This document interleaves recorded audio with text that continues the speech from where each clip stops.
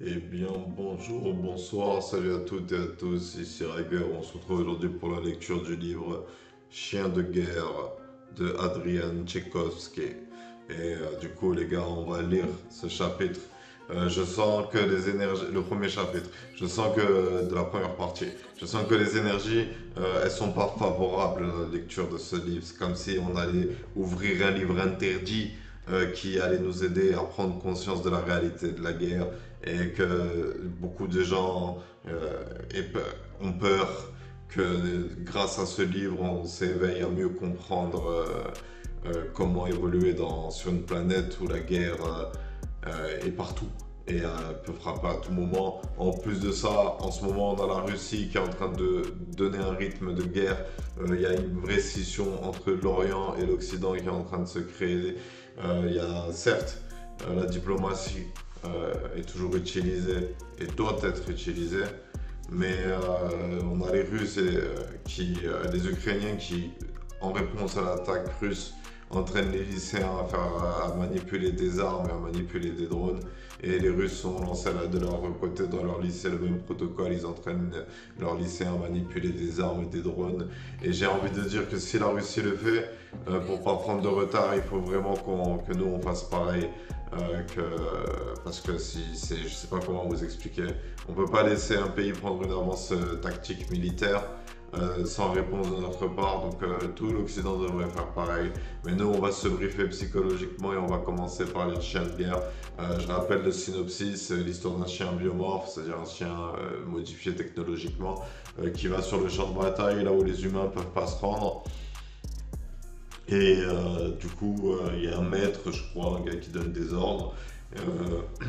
Euh, En gros, bah, vous savez quoi, on va lire le premier chapitre tout de suite. Et je reviens vous en faire la critique, comme ça, on saura de quoi ça parle. Allez, à toutes. Ok, donc je viens de lire le premier chapitre de Chien de guerre. C'est un chapitre assez lourd. Mais pas dans le sens, ouais, c'est du lourd, dans le sens, ah ouais, quand même. D'accord, c'est ça, le taf de Rex. Attaquer des gens. Et en plus de ça, c'est le maître qui l'a envoyé attaquer des civils, tu vois. Mais Rex, c'est un bon chien. Rex, il écoute les ordres de son maître. Il lui a dit attaque le camp, donc Rex, il attaque le camp. Dragon, il a fait sa mission secrète.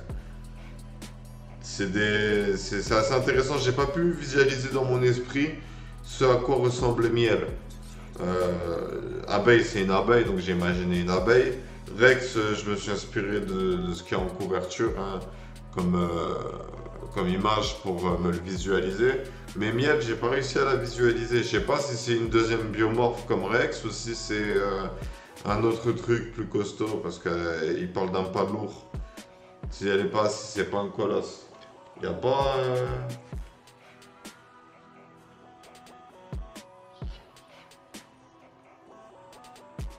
Voilà, il n'y a pas d'indication. Alors du coup, ouais, ce chapitre parle d'une attaque d'un camp. Donc Rex avance contre le vent pour pas qu'on sente son odeur et se dirige vers un camp avec son escouade. Lorsqu'ils sont à portée d'attaque, Miel, je crois que c'est ça, c'est Miel, tire une salve d'obus tactique. Et Rex attaque lorsque le dernier missile part et lorsque le premier frappe. Il commence à mitrailler dans le camp et ensuite il commence à déchiqueter avec sa mâchoire les ennemis. Ils avancent dans le camp et ils continuent de tuer pendant que Abeille, elle pique les soldats armés pour qu'ils se mettent à tirer sur leurs semblables grâce à un venin qui rend complètement fou et qui fait qu'on vide son chargeur contre tout le monde. Le combat est facile, hein. Rex il a beau on a beau tirer sur Rex, si on vise pas ses yeux ou le haut de sa mâchoire, on peut pas le tuer. Donc vu qu'on lui tire dessus avec des fusils, il a des gilets tactiques pour arrêter les balles. Donc ça fait vraiment le mastodonte qui se balade dans le camp. En plus, malgré l'image de ce chien, qui est une espèce petite de taille, mais assez téméraire, les humains sont petits comparés à Rex. Ils font la taille de son épaule, tandis que d'autres arrivent. Ils font la taille de son épaule Et d'autres, ils sont pas encore plus petits. En plus, vu que Rex c'est un animal, il doit pas différencier des... S'il différencie les humains, les jeunes des vieux. Rex, il se balade dans le camp et il tabasse tout le monde et il écoute les ordres sans se poser de questions. Genre, c'est tout, il écoute les ordres. C'est Miel qui se demande s'ils sont dans le bon camp parce que c'est bizarre. Il s'attendait à affronter des ennemis dangereux et armés, lourdement armés. Mais il tombe contre un camp désorganisé, facile à vaincre. Donc elle se pose la question, est-ce qu'on est au bon camp? Il contacte le maître, celui qui donne les ordres, et oui, ils sont au bon camp. Donc il continue le massacre. Voilà, c'est ça, chien de guerre. C'est une équipe de biomorphes qui va ragla les ennemis du maître. Et justement, dans les synopsis, Rex, il dit qu'il obéit au chien. Et il remet en question, mais qui sont-ils vraiment ces ennemis? Se pourrait-il que le maître outrepasse ses droits? Et si le maître n'était plus là? Tu vois, c'est les sujets du livre, c'est un Rex, il écoute les ordres de quelqu'un, et au cours de l'histoire, il va peut-être remettre en question ses ordres. Moi, j'aimerais bien avoir une description dans le prochain chapitre, j'aimerais bien avoir une description de Miel, une description même de Rex, une description de Abeille et une description de Dragon. Parce que on a juste quelques indices. Pour le moment, ce sont des silhouettes abstraites, tu vois. Comme Dragon, je l'ai imaginé une sorte d'homme caméléon quand j'ai entendu parler des écailles qui cachaient. Qui lui permettait de se cacher, de devenir invisible. Et donc du coup, ouais, j'aimerais bien savoir à quoi ressemble l'unité multiforme, parce que là, je pense que c'est nécessaire à la compréhension de l'histoire qu'on ait clairement les formes de cette escouade décrites. L'abeille encore ça passe, parce que l'abeille, ça, voilà quoi. Il n'y a pas, t'imagines une abeille. Mais par contre, Dragon, Miel et Rex, je pense qu'il faut une description physique. Donc pour le moment, il n'y a pas trop d'intrigue qui est balancée. On a juste vu une mission lambda de l'équipe de Multiforme. On ne sait pas c'est quoi le délire, à quoi ressemble le monde. Il n'y a pas plus d'informations que ça. Ce sont les ennemis du maître, c'est tout ce qu'on sait. Donc j'espère que plus tard au cours du livre, on aura des explications du lore de cette dystopie, qui nous expliqueront comment elle fonctionne et quels sont les ennemis et les relations entre les différents camps. Qui est contre, qui est l'État, qui est pour l'État, qu'est-ce que fait l'État, c'est quoi les bails. Et donc du coup voilà, pour le moment il n'y a pas grand chose à dire. Par contre ouais, j'ai bien aimé, c'est vrai que j'ai critiqué, que je parle assez souvent du style d'écriture. J'avoue que j'ai bien aimé. Je trouve que la manière dont on est dans la tête de Rex, c'est-à-dire que ce soit Rex qui fasse la narration et qui s'exprime avec des mots simples et cash, ça rend la lecture assez simple et assez compréhensible. On comprend ce que ressent le personnage, mais on a quand même l'impression d'écouter une sorte de machine dans la manière de ressentir les choses. Une machine à tuer. Mais c'est ce pourquoi il a été créé. Donc aller un peu plus en profondeur des personnalités de l'escouade. Mais aussi j'avoue peut-être voir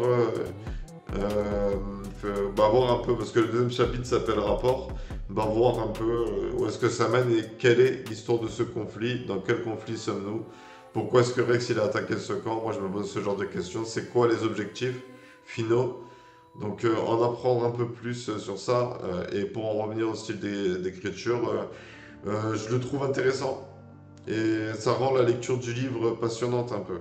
C'est-à-dire, hâte de voir un peu comment est-ce que l'auteur il va tordre ce style de narration. Et comment est-ce qu'il va nous faire kiffer, apprécier son histoire avec. Mais là, la vérité, moi, je me suis senti un peu perturbé par ce massacre. Parce qu'il est injuste et injustifié, tu vois. J'ai comme l'impression que Rex, c'est pas un bon chien.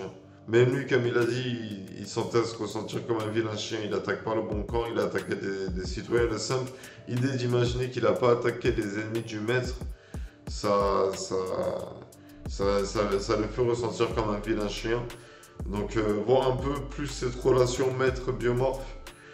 Parce que Rex c'est une machine à tuer. S'ils ont réussi, parce qu'en réalité, tu sais, les chiens, ils ont été sélectionnés par les humains il y a très longtemps pour ceux qui écoutaient le mieux, tu vois. Ça fait que du coup, en gros, les chiens qui naissent en 2023, ils ont de leur gène, le gène de chien, je sais pas comment t'expliquer, le gène serviteur. Ils veulent servir, ils veulent être sous les ordres de quelqu'un, je te jure, c'est un gène de domestication. Et tous les chiens qui ont ce gène-là, ils sont ils sont dociles face aux humains. Ils veulent écouter les humains, c'est la réalité. C'est génétique. Mais bref, alors du coup, voir un peu comment est-ce que Rex va évoluer au cours de cette histoire, ça me semble intéressant. De voir comment est-ce que petit à petit on va remettre en question les agissements de Rex et les ordres du maître. Bref, sur ce c'était Rager, on va s'arrêter là pour cette review. La prochaine fois il y aura l'image du livre, hein, un truc un peu simple. On lira le chapitre, alors c'est prévu dans la semaine qui est de lecture de chapitre par semaine. Alors du coup on lira au cours de la semaine le chapitre 2, rapport. On verra un peu ce que nous réserve l'auteur parce que pour le moment on peut pas trop s'avancer, il n'y a pas de fil rouge encore pour le moment qui a été donné, on n'a pas d'éléments sur lesquels travailler en termes de réflexion pour voir venir l'histoire. Et donc sur ce, on va s'arrêter là pour aujourd'hui. C'était Rager, je vous remercie d'avoir suivi cette vidéo, j'espère qu'elle vous aura plu. Si c'est le cas, mettez un like, abonnez-vous, partagez. Et moi, je vous souhaite une bonne journée, une bonne soirée, un bon après-midi et je vous dis à bientôt pour une prochaine vidéo.